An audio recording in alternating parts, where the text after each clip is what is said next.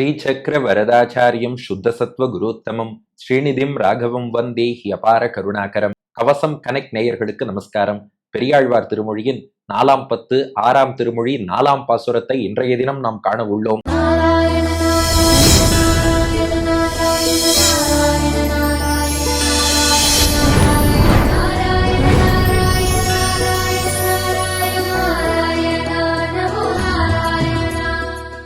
இந்த பதிகம் முழுக்கவே குழந்தைகளுக்கு பகவானுடைய நாமத்தை சூட்டுங்கள் என்பதை பெரியாழ்வார் நமக்கு மீண்டும் மீண்டும் வலியுறுத்தி வருகிறார். முதல் 2 அடிகள்ல நாம பண்ணக்கூடிய தப்பையும் எடுத்து காட்டுறார். அடுத்த 2 அடிகள்ல அதை எப்படி சரி பண்ணிக்கணுங்கிறதுக்கு வழியும் காட்டுகிறார். அந்த வகையில 4வது பாசுரம் நாம இப்ப பெரியாழ்வார்ட்ட ஒரு கேள்வி கேட்டோம். த லாஜிக்கல் கொஸ்டின் பாலே. இப்போ பெருமாளுடைய பேர்னா யாருக்கு வைக்கணும்? பெருமாளே பூமியில வந்து அவதாரம் பண்றாருன்னா அவருக்கு பெருமாள் பேரை வைக்கலாம். தாயாரே வந்து அவதாரம் பண்றான்னா தாயார் பேரை வைக்கலாம். அல்லது பெரிய மகான்கள், இப்போ ஒரு ராமானுஜர் அவதாரம் பண்ணுகிறார், ஆளவந்தார் அவதாரம் பண்றார், நம்மாழ்வார் அவதாரம் பண்றார், பிரகலாதனை போல ஆண்டாளை போல பக்த சிகாமணிகள் தோன்றுகிறார்கள்னா அவளுக்கு நீங்க பெருமாள் தாயார் பேரெல்லாம் வைக்கலாம். சாதாரணமா மனித ஜாதியில பிறக்கிற ஒரு மனுஷனுக்கு மனுஷன் பேரை வைக்கணுமா பெருமாள் பேரை வைக்கணுமா அப்படின்னு நாம கேள்வி கேட்டோம். அதுக்கு பதில் சொல்ல போறார் பெரியாழ்வார். 4வது பாசுரம். மானிட சாதியில் தோன்றிற்றோர் மானிட சாதியை மானிட சாதியின் பேரிட்டால் மறுமைக்கு இல்லை வானுடை மாதவா கோவிந்தா என்று அழைத்தக்கால் நானுடை நாரணந்தம் அன்னை நரகம் புகாள். மானிட சாதியில் தோன்றிற்று ஓர் மானிட சாதியை மானிட சாதியின் பேரிட்டால் மறுமைக்கில்லை வானுடை மாதவா கோவிந்தா என்று அழைத்தக்கால் நானுடை நாரணன் தம் அன்னை நரகம் புகாள். இப்ப பாட்டின் முதல் பாதி பாருங்க. முதல் 2 அடிகள் நாம சொன்னோம் மனுஷ ஜாதியில தானே பிறந்தான், அதனால மனித ஜாதி பேர் வச்சுட்டோம்னோம். பெரியாழ்வார் சிரித்தார்.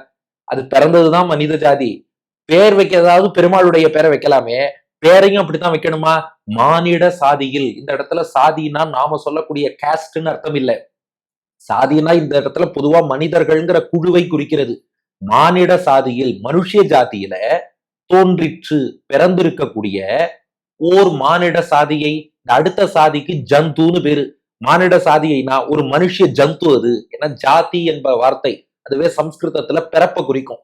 ஒரு மனித பிறப்பு, ஒரு மனித ஜந்து ஒண்ணு வந்து பிறந்திருக்கு. மானிட சாதியில் தோன்றிற்றோர் மானிட சாதியை.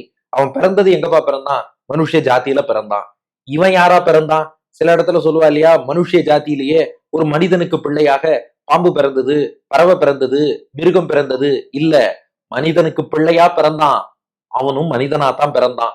சரி, மனித ஜாத்தியில தான் பிறந்திருக்கான், இவனும் மனுஷனாவே பிறந்திருக்கான். அதனால மானிட சாதியின் பேரிட்டால் நாங்க பேர் வைக்கிறதும் பொருத்தமா அத்தையே வச்சிடறோம், மனிதனுடைய பேரையே வைக்கிறோம் அப்படின்னு மானிட சாதியின் மனித ஜாதி குறித்தான, அதான் யாரா ராஜா பேரை வைக்கிறேன், ஜமீன்தார் பேரை வைக்கிறேன், எனக்கு பிடித்தமான நடிகர் பேரை வைக்கிறேன், திரைப்பட நடிகர் இல்ல கிரிக்கெட் பிளேயரோட பேரை வைக்கிறேன், செலிபிரிட்டி பேரை வைக்கிறேன், அரசியல் தலைவர் பேர் வைக்கிறேன், இப்படி எல்லாம் மானிட சாதியின் பேரிட்டால் இவர்களுடைய பேரை போய் குழந்தைக்கு இட்டு விட்டால் மறுமைக்கு இல்லை. அதாவது இம்மை இந்த உலகத்துல வாழும்போது வேணா, ஓ வித்தியாசமான பேரா இருக்கே, ஓ அந்த தலைவர் பேரை வச்சிருக்கியா, ஓ ராஜா உடனே பார்த்துட்டு எங்க அப்பா பேரை வச்சியா, நான் பணம் தரேன், இதெல்லாம் இம்மைக்கு பயன்படலாம், மறுமைக்கு இல்லை. இறந்ததுக்கு அப்புறம் நற்கதி போறதுக்கோ புண்ணியத்தை சம்பாதிக்கவோ அல்லது பகவான் திருவடியை அடைவதற்கோ மோட்சம் போறதுக்கோ இதெல்லாம் சுத்தமா பிரயோஜனப்படாது. அதனால பிறந்தது மனித ஜாதி, பிறந்தவனும் மனித ஜாதி, அதனால மனித ஜாதியின் பேரை வைக்கிறேன்னா மறுமைக்கு, அதாவது இம்மைனா இவ்வுலக வாழ்வு, மறுமைனா அவ்வுலக வாழ்வு, அவ்வுலக வாழ்வுக்கு பயன்படாது. அப்ப பேரை எப்படி வைக்கணும்னா, அவ்வுலகமாகிய வைகுண்டத்தை யார் தன் கட்டுப்பாட்டுல வச்சிருக்கான்? ஸ்ரீமன் நாராயணன் எம்பெருமான். அதனால வானுடை மாதவா. வான் என்றால் இந்த இடத்துல பரமபதமாகிய வைகுண்டம்னு அர்த்தம். வானம் பரமாகாசம்னு சொல்கிறோமே, அந்த வைகுண்ட லோகம் தன்னோடு சம்பந்தித்தாரை உத்தரிப்பிக்கும் சர்வேஸ்வரனுடைய திருநாமம். மணவாள மாமுனிகள் வியாக்கியானம் பாருங்க. வான் உடைனா வைகுண்டத்தை உடையவன். என்னன்னா தன் பேரை யாராவது வச்சுண்டா, என் பேரை வச்சுட்டு இருக்கானே, என் பேரை வச்சுட்டவன் மனித ஜாதியில பிறந்து மனுஷனா வாழக்கூடாது, வைகுண்டத்துலதான் இருக்கணும்னு வானத்தை உடையவன் நமக்கு வச்சுக்கோன்னு அந்த வானத்தை கொடுத்துருவானா. அதனால வானுடை மாதவனுடைய திருநாமத்தை வைக்கணும். அடுத்து பாருங்க ஒன்னொன்னா பெரியாழ்வார் எப்படி கொண்டு வராருன்னு. மாதவா, மா என்றால் மகாலட்சுமின்னு அர்த்தம். மாதவன்னா லக்ஷ்மியின் கணவன், பிராட்டியின் கணவன். வெறும் பெருமாளா இன்னைக்கும் வழிபடக்கூடாது, தாயாரோட சேர்த்துதானே வழிபடணும். அதனால மாதவன்னு சொல்லி அந்த குழந்தைக்கு திருநாமம் வச்சா பெருமாள் பாப்பாராம், என் பேரோட சேர்த்து பிராட்டியின் திருநாமத்தையும் வச்சிருக்கானே, ரொம்ப விசேஷம், இவனுக்கு உடனே அனுகிரகம் பண்றேன் என்று பெருமாள் சந்தோஷப்படுவார். அடுத்து கோவிந்தா என்று அழைத்த கால், கோவிந்தான்னு திருநாமம் வைக்கணும். என்ன காரணம்னா, கோ என்றால் பசுன்னு அர்த்தம், கோவிந்தன்னா பசுக்களை மேய்ப்பவன், இது ஒரு அர்த்தம். ஆனா அந்த அர்த்தம் இங்க பொருந்தாதுன்னு மணவாள மாமுனிகள். கோனா பூமின்னு அர்த்தம், கோவிந்தன்னா பூமியை காப்பவன் அர்த்தம். அவன் வானுடை மாதவன் வைகுண்டத்தை மட்டும் காப்பாத்துறவன் இல்ல, கோவிந்தா, கோ என்ற இந்த பூமி இருக்கே, இந்த பூமியையும் ரட்சிப்பவன் அந்த எம்பெருமான் தான். அதனால என்ன பண்ணுவானா, நான் காக்க வேண்டிய இந்த பூமியில, கோ என்ற பூமியில என் பேரை வச்சுன்னு ஒருத்தன் இருக்கானே, அவனை நான் காப்பாத்தணும் என்று எம்பெருமான் இந்த குழந்தையை ரட்சிப்பான். இந்த பேரை சொல்லி அழைத்தால், கூப்பிட்டால், அழைத்த கால் அப்படின்னா அழைத்தால்னு அர்த்தம்.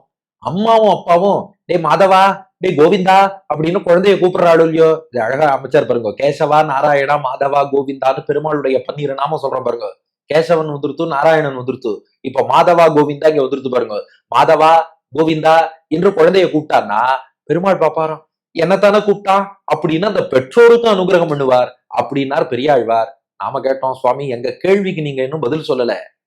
பிறந்த குழந்தை மனித ஜாதியில பிறந்திருக்கு, அது மனுஷனா பிறந்திருக்கு, அதுக்கு மனுஷ பேரை தானே வைக்கணும். இப்ப நாயை நாயின்னு தானே கூப்பிடணும். சில பேர் வீட்டுல பெட் அனிமல்னு சொல்லி வளர்த்துட்டு அதை நாயின்னு சொல்ல மாட்டோம், டோனின்னு தான் சொல்லுவோம்பா. அதுபோல மனுஷனா பிறந்திருக்கான், அவனுக்கு மனுஷ பேர் தானே, ஏன் பெருமாள் பேருனா? அதுக்கு காரணம் கொடுத்தார் பெரியாழ்வார். கொஞ்சம் இருங்கப்பா, பாட்டின்னு முடிக்கல. நானுடை நாரணன், நாரணன் தான் நாராயணன். அவருக்கானே நான் உடை. இந்த இடத்துல நான் அப்படின்னா நான் என்ற ஜீவாத்மான்னு அர்த்தம், உடைனா உடையவன் அர்த்தம். நான் உடை நாரணன்னா இந்த ஜீவாத்மாவுக்கு உடையவனாக இருப்பவன் அந்த பகவான். அந்த நாள்ல என்ன வழக்கம்னா, யார் தலைவனோ தலைவனுடைய பேரை தொண்டனுக்கு வைப்பாளாம். எதுக்குன்னா இவன் அந்த தலைவனை சார்ந்தவன் என்பதற்கு அடையாளம். ரொம்ப சிம்பிளா ஒரு உதாரணம் சொல்றேனே, இப்போ திருவல்லிக்கேணி பகுதியில பார்த்தசாரதி பெருமாளுக்கு கோவில் இருக்குன்னா என்ன சொல்லுவானா, இது பார்த்தசாரதியோட கோவில், இது பார்த்தசாரதியோட குளம், இது பார்த்தசாரதியோட வீதி சொல்றோமா இல்லையா? அது போல இப்போ திருவேங்கட மாமலை இருக்குன்னா திருவேங்கடம்ங்கிறோம். இந்த வெங்கடேசன் திருவேங்கடமுடையான்னு பெருமாள் எழுந்துருளி இருக்காரோ இல்லையோ, அவரோட மலை திருவேங்கடம்ங்கிறோம். அந்த இடத்துல ஒரு அருவி கொட்டின்னு இருக்குன்னா பெருமாளோட அருவி பாங்குறோம். அந்த இடத்துல மலர்கள் பூத்து இருக்குன்னா இது பெருமாளுக்கான புஷ்பம்ங்கிறோம். அப்ப அவர் சொத்து எல்லாத்துலயும் அவர் பேர் என்பது இணைந்து கொண்டே இருக்கிறது பாருங்க. ஏன் நாம எல்லாரும் பஞ்சசம்ஸ்கார ஆச்சாரியன்ட்ட பெறும்போது அடியேன் ராமானுஜ தாசன்னு சொல்லிக்கிறோம். ஏன்னா ராமானுஜருக்கு தொண்டர்கள் ராமானுஜர் திருநாமத்தை நம்ம பேருக்கு முன்னாடி சேர்த்துட்டு ராமானுஜ தாசன்னு சொல்றோம். இதெல்லாம் என்ன உணர்த்துறதுன்னா, அந்த தலைவனுக்கு யார் ஒருத்தன் தொண்டனோ தலைவன் பேரை தான் பேருக்கு முன்னாடி சேர்த்து கொள்ள வேண்டும். அது போல நான் உடை, நமக்கு உடையவனாக இருப்பவன் யாரு? நாராயணன். அதனால நாராயணனுக்கு தாசன், கேசவனுக்கு தாசன், கோவிந்தனுக்கு தாசன், மாதவனுக்கு தாசன். அவனுடைய பேர் நமக்கு முன்னாடி இருக்கணும், அவனுக்கு தாசன் என்றுதான் நம்மை சொல்லிக் கொள்ள வேண்டும். அதனால மனித ஜாதியில பிறந்தான், மனுஷனாவே வளர்ந்திருக்கான், மனுஷன் பேரை வைக்கிறேன்னு வைக்காத. நான் உடை, நமக்கு தலைவன் ஒருத்தன் இருக்கானோ இல்லையோ, அந்த தலைவன் பேரை தான் வைக்கணும். அப்படி வச்சுட்டேன்னா அம்மாவும் அப்பாவும் அந்த சொல்லி சொல்லி கூப்பிடுவா, அழைத்த கால் நானுடைய நாராயணன் தம் அன்னை நரகம் புகாள். அந்த நாராயணனுடைய அம்மா நரகத்துக்கு போக மாட்டா, ஏன்னா நாராயணா நாராயணான் பிள்ளைய கூப்பிட்டுருப்பா. அதனால வைகுண்டத்துக்கு தலைவனாக இருக்கக்கூடிய, பாருங்க மீண்டும் ஒரு முறை சொல்கிறேன், வான் உடை வைகுண்டத்தையே தன் சொத்தா வச்சுட்டு இருக்கார். மாதவா மகாலட்சுமிக்கு கணவன், கோவிந்தா இந்த பூமிங்கிற கோவை காப்பாத்துறார். இங்க கோவிந்தன்னா மாடு மேய்ப்பவர்னு அர்த்தம் கிடையாது என்று அழைத்தால், நான் உடை இந்த நான்னா ஜீவாத்மா, இந்த ஜீவாத்மாவுக்கு உடையவன் தலைவனாக இருக்கிறான். உடையவன்னா ஓனர், ப்ரொப்ரைட்டர்னு அர்த்தம். நான்கிறது அவனுக்கு ப்ராப்பர்ட்டி. நான் உடை, நான்கிற இந்த ஜீவாத்மா ப்ராப்பர்ட்டிக்கு ப்ரொப்ரைட்டர் உடையவனாக சுவாமியாக இருக்கானே, அவன் அம்மா நரகத்துக்கு போக மாட்டாங்கிறது பாட்டின் சாரம்.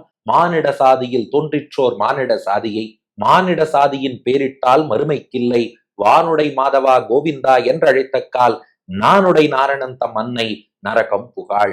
மனித ஜாதியில பிறந்து மனிதனாகவே வாழக்கூடிய ஒரு குழந்தைக்கு மனிதனுடைய பெயரையே வைக்கிறேன்னு வைக்காதீங்க, அது மறுமைக்கு பிரயோஜனப்படாது. வானத்தை வைகுண்டத்தை தன் கட்டுப்பாட்டில் கொண்ட மாதவா கோவிந்தா என்று கூப்பிடுங்க. நான் என்ற ஆத்மாவுக்கு தலைவனான பெருமாள் அவன் பேர குழந்தைக்கு வச்சுட்டா அவ அம்மா நரக்கத்துக்கு போக மாட்டா. இது பாட்டின் திரண்ட பொருள். அடியன் வழங்கும் ஆங்கில வடிவம்.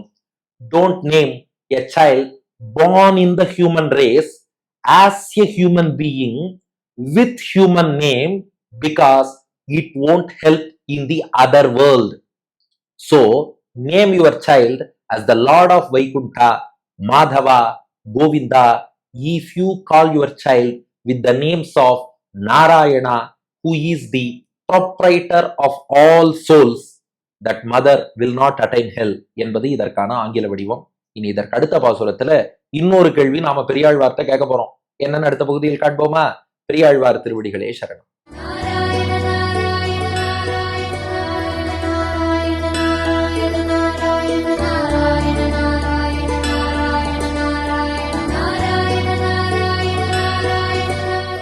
மானிட சாதியில் தோன்றிற்று ஓர் மானிட சாதியை மானிட சாதியின் பேரிட்டால் மறுமை கிள்ளை வானுடை மாதவ கோவில்த